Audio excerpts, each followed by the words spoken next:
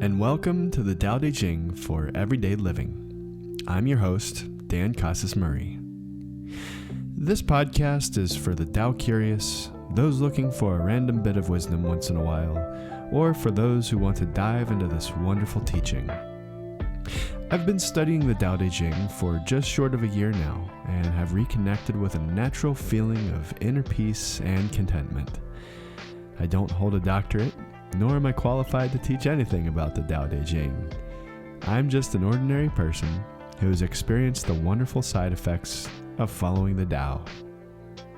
Since everyone's experience with this wisdom is different, the only thing that I can hope for is that mine helps you to connect with the Tao in your own unique, personal way. Feel free to listen to each episode a day at a time, or anytime you need a quick Tao shot. You can listen while you're on your way to work, or after that when you're winding down. It's always a good time to observe the Tao. In each episode, we'll do 4 things. 1, we'll read a verse of the Tao Te Ching. 2, I'll break it down into everyday language. 3, I'll share my own thoughts and experience. And 4, I'll leave you with a couple of the many ways you can put the Tao into practice for yourself. That's pretty much how I've been practicing the Tao every day. By listening to Lao Tzu, reflecting on his words of wisdom, listening to other comments, and trying to practice them in everyday life. Thanks for joining me today, and enjoy this episode of the Tao Te Ching for Everyday Living.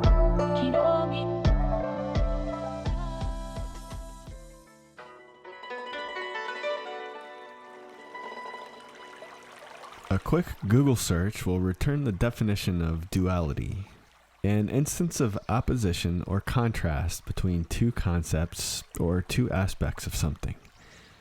That's what this verse is about. So, verse 2, duality. When all men have learned the beauty of righteousness, the ugliness of sin is understood. When all men recognize goodness, then evil is understood. In the same way, the manifest and the unmanifest define each other. Difficult and easy define each other. Long and short reveal each other. Height and depth manifest each other. Musical notes and the tones of the voice determine each other. Former and latter define each other. Therefore, the master works without working. He teaches in silence. Then all things come into being, and he gives them fruition. He brings them into being, yet seeks not to possess them. He perfects them, yet seeks no reward. And when his work is accomplished, he remains detached from it. He seeks no glory, and is therefore glorious. That's verse 2 of the Tao Te Ching translated by Charles Johnston. Next, let's break it down.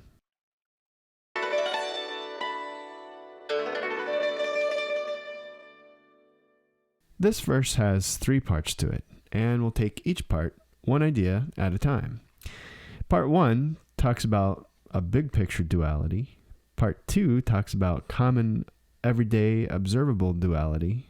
And Part 3 talks about internal duality. So remember when we talked about in the very beginning duality being an instance of opposition or contrast between two concepts. Well, in the first part, we're talking about beauty and ugliness, and then good and evil. Those are pretty big picture dualities, aren't they? And then in the second part, we're talking about common observable dualities. So we say difficult and easy define each other, and then long and short reveal each other. Musical notes and the tones of the voice determine each other. The idea here is that one thing defines the other because what we're doing is we're placing it in an instance of opposition to the other thing. So if beauty and ugliness is an example of a big picture duality, just the same as good and evil is, then these are sort of smaller ideas or smaller comparisons. But it's still reflecting the same concept, which is that we're using opposites to define things. Now, the third part talks about internal duality. Lao Tzu says that the master works without working and teaches in silence. The master gives all things being and seeks not to possess them, which kind of to me says that, when things come up, I can handle them and then just not own any of them.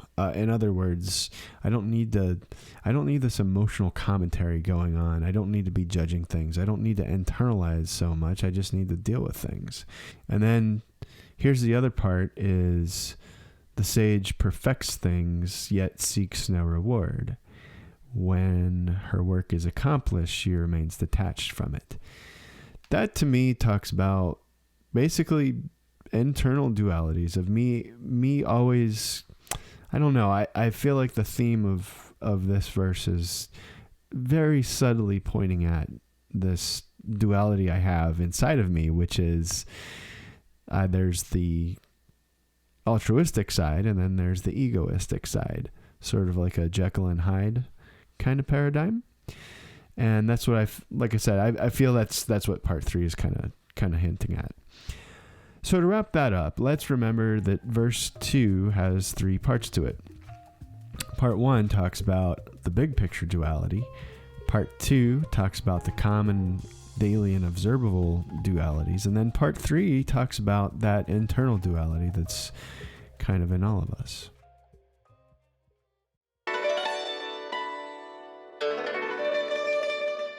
So let's put that back together. I'll read verse 2 one more time. When all people have learned the beauties of righteousness, the ugliness of sin is understood. When all people recognize goodness, then evil is understood. In the same way, the manifest and the unmanifest define each other. Difficult and easy define each other. Long and short reveal each other. Height and depth manifest each other. Musical notes and the tones of the voice determine each other. Former and latter define each other. Therefore, the master works without working. She teaches in silence. Then all things come into being, and she gives them fruition. She brings them into being, yet seeks not to possess them. She perfects them, yet seeks no reward. When her work is accomplished, she remains detached from it. She seeks no glory, and is therefore glorious. Let's take a look at some of the things that this verse made me think about today when considering duality. There are 3 things that I looked at, and one is the spiritual reality versus the physical reality, which is kind of a big picture duality. Number 2 is that the world is kind of a reflection of dualities also, which helps me to, number 3, use those patterns in the world to help me reflect deeper on my own duality.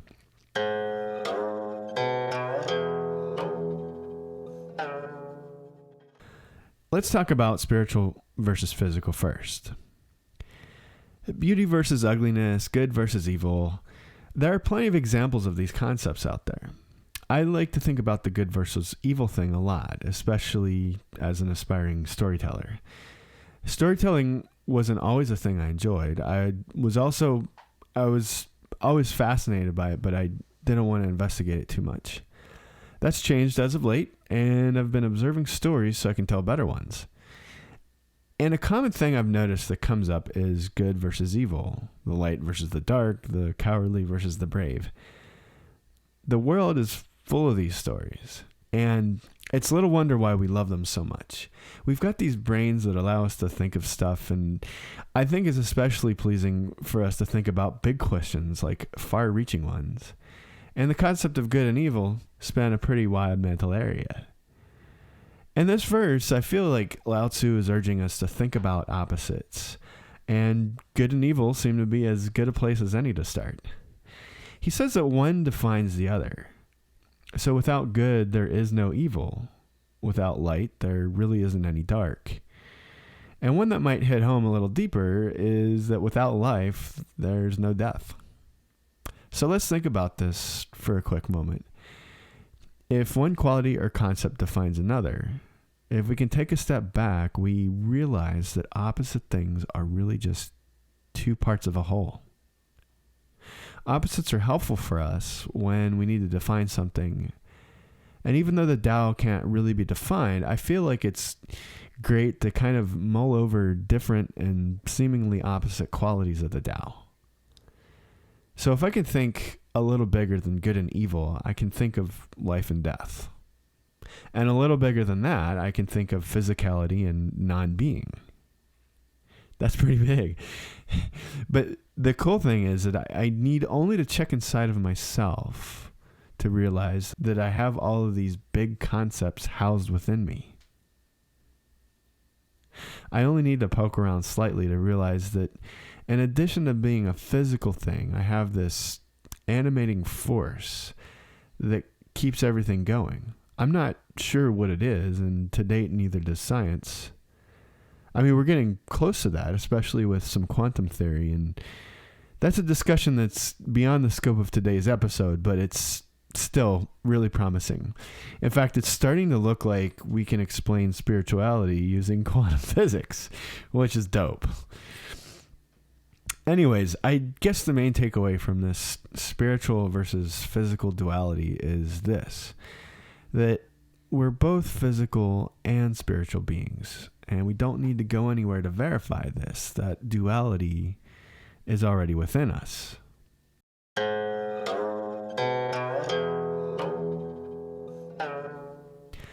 So let's talk about the second part, which is that the world is a reflection of all these big dualities. If we can look inside and realize our duality, surely we can turn our eyes outward and see it manifested in the physical world. Lao Tzu uses several different examples in this verse. In another translation by Lin Yu Tang, he says, difficult and easy describe completion. Long and short define contrast. Tones and voice define harmony. Just like on a really big scale, we can see versions of opposites all around us. And I feel like we can use these opposites of things to practice awareness of non-duality. In other words, we start out looking at a thing, and then we look at its edges to define the space that it occupies. And then we put it back together again to summarize it.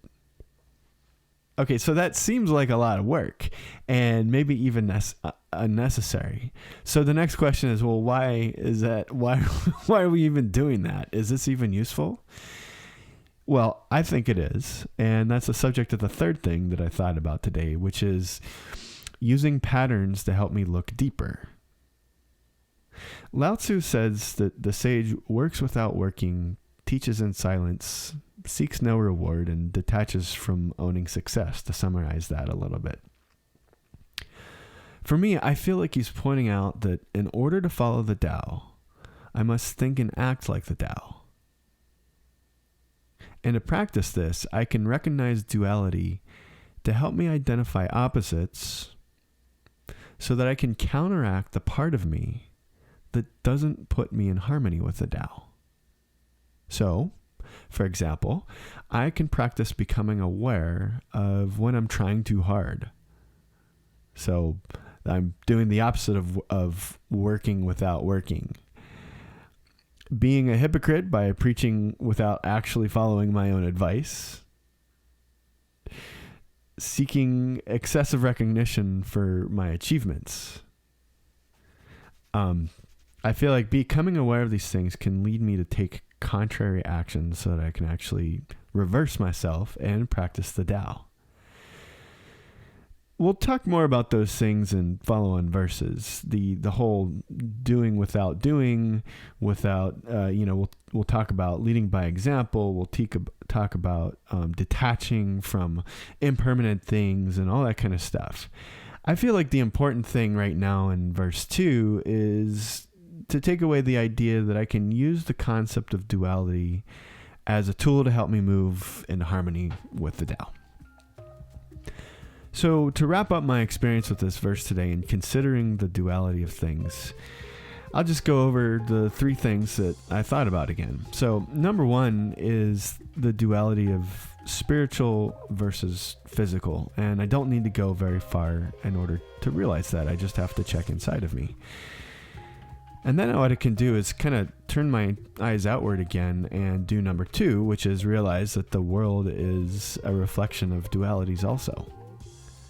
And then I can go back in and I can use, for number 3, use patterns in the world to help me reflect deeper on that so I can get to a deeper experience with the Tao.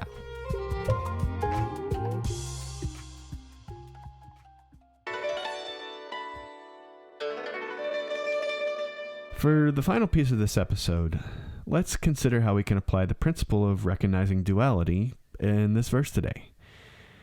We can do this by practicing awareness, number 1. Number 2, we can lead by example. And number 3, we can ask ourselves, how am I defined by others? Let's think about our daily lives. We sit in traffic, we interact online, and maybe we interact in person at work. Maybe we have family members at home. I'd like you to keep these settings in mind as we go through a couple of questions that will help us practice the Tao today, tomorrow, and whenever we want. So for practicing awareness, Lao Tzu will tell us over and over again how the Tao is non-action. In verse 2, he says, the sage manifests affairs without acting. And I feel like he means the action of inserting ego and self-importance into things. That's at least my interpretation. So I can ask myself, when am I inserting ego? Do things seem really important to me sometimes? In fact, do I sometimes insist that others see my point of view? Do I insist that some things are just plain wrong? Again, I'm just going for the goal of awareness of when this is actually occurring. Gandhi said to be the change that I want to see in the world. So the next thing I can ask myself is, in leading by example, how can I allow my actions to quietly speak for me today instead of words? And finally, I can ask myself, how am I defined by others? Let's do a quick exercise here. Do I know what some of my talents are? I think so. Are there some things that I can do better than most people? I think so. Now I can ask myself, what might some of those things be? If there were no people and I was alone on an island, would it still be useful and a talent? Or do I need other people to allow my talents to flourish? Like the dual nature of the Tao, aren't I defined by others' needs? Can I see that being of service to others is really an opportunity to just fulfill my purpose and be defined? That'll wrap it up today. To consider the principle of recognizing duality, I can do 3 things. Number 1, I can practice awareness. Number 2, I can try my best to lead by example. And number 3, I can pay attention to how I'm defined by others.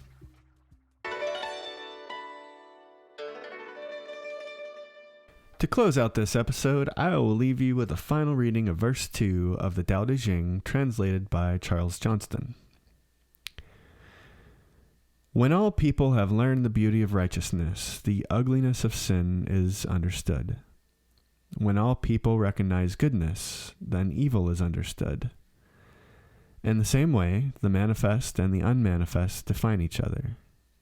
Difficult and easy define each other. Long and short reveal each other. Height and depth manifest each other. Musical notes and the tones of the voice determine each other. Former and latter define each other. Therefore, the master works without working. She teaches in silence. Then all things come into being, and she gives them fruition. She brings them into being, yet seeks not to possess them. She perfects them, yet seeks no reward. When her work is accomplished, she remains detached from it. She seeks no glory, and is therefore glorious. Thanks for listening to an episode of the Tao Te Ching for Everyday Living with your host, Dan Casas-Murray. This podcast is for the Tao curious, those looking for a random bit of wisdom once in a while, or for those who want to dive into this wonderful teaching. In each episode, we do 4 things. 1, we read a verse of the Tao Te Ching. 2, we break it down into everyday language. 3, we discuss my own thoughts and experience with the Tao. And 4, we look at a couple of the many ways you can put the Tao into practice for yourself. That's pretty much how I've been practicing the Tao every day. By listening to Lao Tzu, reflecting on his words of wisdom, listening to other comments, and trying to practice them in everyday life.